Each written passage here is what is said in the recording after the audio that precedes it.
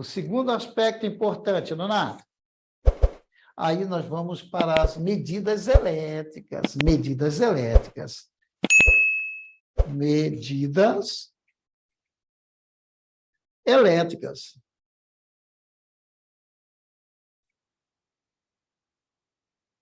Medidas elétricas. Perfeito. A medidas elétrica, pessoal, ela está relacionada o quê? Aí vem resistência.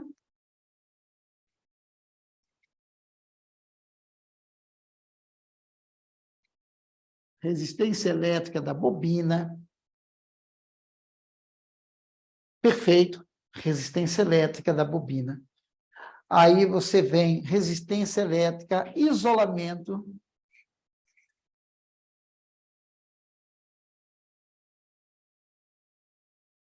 Isolamento da bobina. E hoje, como é de praxe, né, os fabricantes não utilizam essa grandeza para ajustar injetor, mas o mercado criou esse hábito de ver a indutância. Indutância.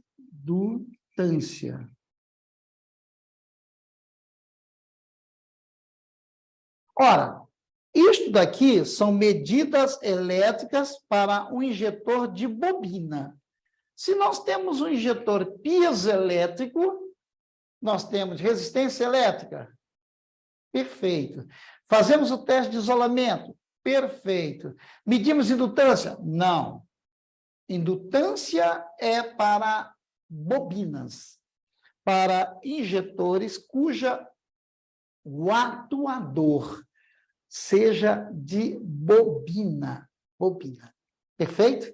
Então, o fabricante vai dizer, dependendo da família Bosch, qual é a resistência elétrica. Por exemplo, a resistência elétrica da primeira família dos injetores CRI, primeira geração, de 0,3 a 0,4. Geralmente, vocês trabalham com esses valores. Existem valores centesimais. Ok? Ah, mais um.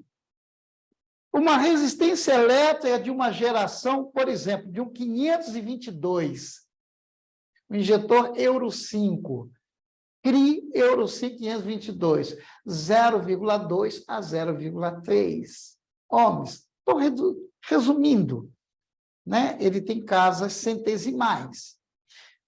Por isso que você tem que trabalhar com seu equipamento para medir, seja com FSA, que mede resistência elétrica, seja com um multímetro convencional, seja com um LCR, que mede indutância, capacitância e resistência, não tem problema nenhum. Perfeito? Não tem problema nenhum. Então, medidas elétricas, essas medidas elétricas são para injetores de quê, pessoal? De bobina. Se eu tenho uma resistência elétrica fora do especificado para mais ou para menos, eu vou ter um atraso de injeção. Não adianta. Se eu medir a resistência elétrica de uma bobina e o meu aparelho está dizendo que essa resistência está abaixo do valor especificado, da tolerância que o fabricante especificou, agora eu estou falando de um modo geral, qualquer aplicação com seu determinado valor, eu tenho o tempo de injeção atrasado. E se eu tenho o tempo de injeção atrasado, eu tenho a melhor posição do pistão dentro do ângulo alfa para que o processo de queima aconteça. O que vai comprometer? O tempo de combustão vai ser comprometido. O volume de injeção vai ser menor. Quais são os volumes de injeção que vão ser menor? Marcha lenta, pré-injeção, carga parcial, que é emissões, plena carga, são valores hidráulicos que vão cair. Ora, se vão cair, automaticamente você vai ter um problema de que a combustão ela não vai ser eficiente. Porque o momento de chama, a temperatura de queima, ela vai consumir, através da compressão, as primeiras partículas de diesel que vão ser injetadas, mas o volume total vai ser comprometido. Aí eu tenho problema de fumaça. Se tiver calor suficiente, fumaça preta. Se não tiver calor sendo produzido no momento da combustão, suficiente para queimar o volume total, fumaça branca. Fumaça branca. Perfeito?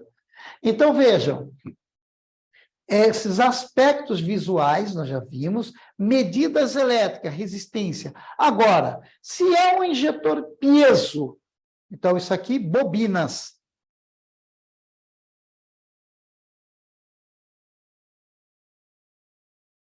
Bobinas, ok? Bobinas.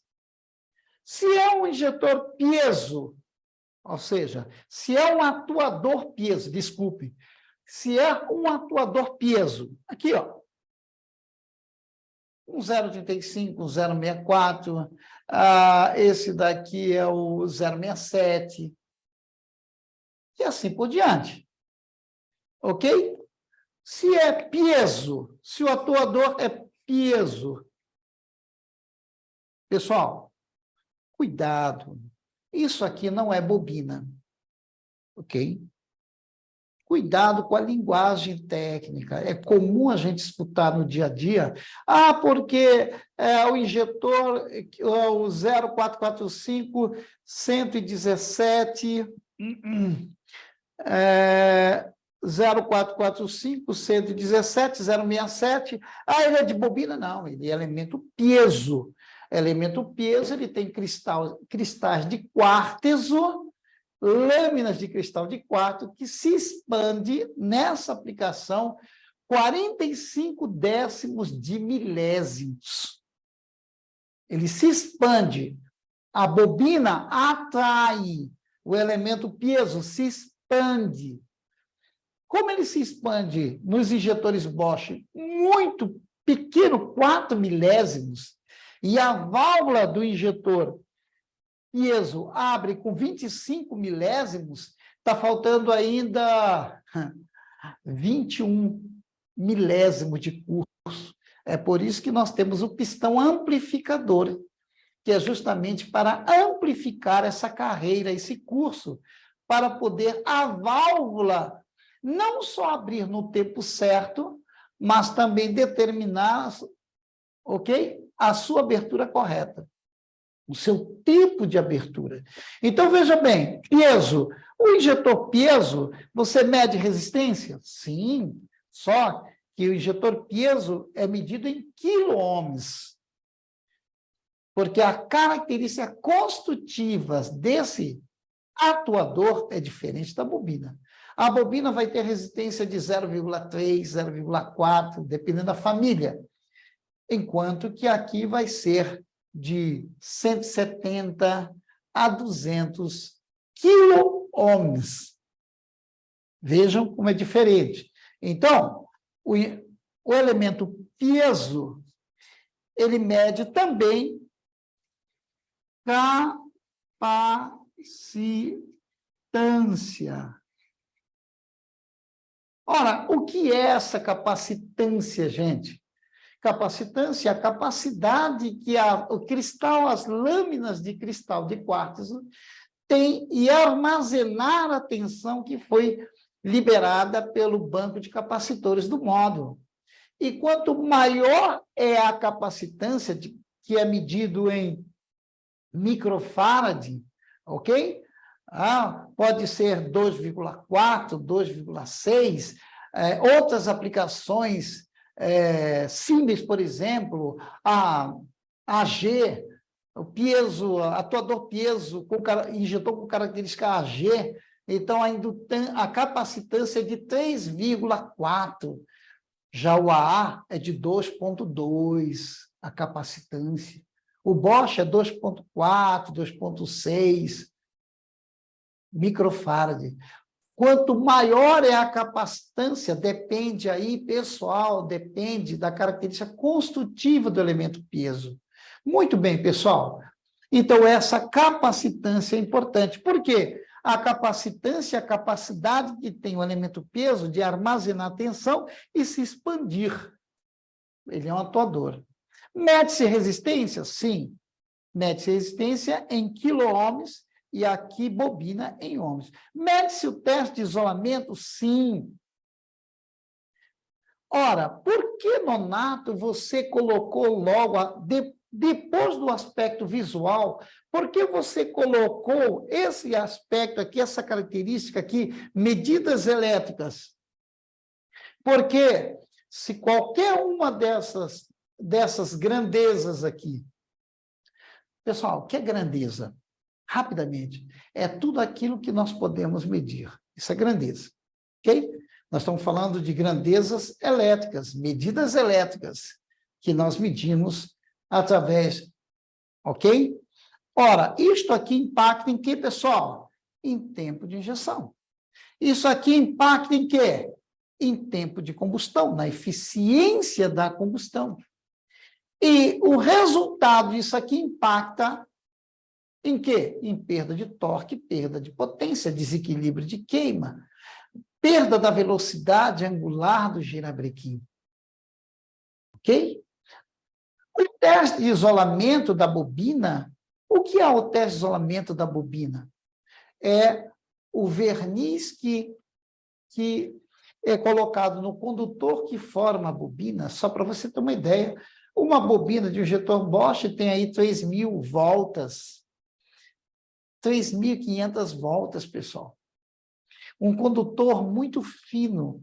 Olha, a secção dele, a área dele é muito fininha, só que ele é banhado por um verniz, que é a capa dele. Como a bobina está numa área de retorno, além de receber o pulso elétrico, ok? Para ter o tempo de injeção correto, o módulo, todo injetor de bobina poderá receber uma tensão que varia desde 40 volts até 90 volts, pessoal. Claro, varia no que diz assim, o módulo ele tem capacidade de dizer, olha, eu estou aferido para mandar uma tensão desde 40 volts até 90. Engenheiro, quem vai decidir qual vai ser a tensão aplicada a uma determinada aplicação é você, no dinamômetro, com o motor instrumentado, ver se a injeção está atrasada ou adiantada e você precisa aumentar essa tensão para que a corrente elétrica na bobina aumente e ajuste o tempo de injeção de acordo com a curva de torque e potência do motor. Então, o engenheiro vai setar, olha, CDI Sprinter, CDI 313, a tensão é 90 volts. Por isso que o injetor 0445, 110, 189 e 190 tem 2 molas na área da peça induzida, na área da bobina. Tem 2 peças. Tem 2 molas. Por que tem 2 molas? Porque o tempo de atracamento é tão rápido que a força de impacto de atracamento é tão forte que precisa ser amortecido. E por isso que essas aplicações têm 2 molas. Mas por que isso? Por que os outros trabalham com 45 volts, 50, 60? E essa daí trabalha com 90? Porque essa aplicação, na Europa, a rotação do motor era 6.500 giros. Tem ideia do que é um motor diesel girando a 6.500 giros e a queima de um combustível acontecendo dentro do ângulo alfa, dentro do ângulo de inércia? Tem ideia do que é isso? Tem ideia? Tem ideia do que é o processo de queima acontecer enquanto o pistão está parado no PMS? Tem ideia do que é isso? Para que toda a energia térmica desprendida funcione.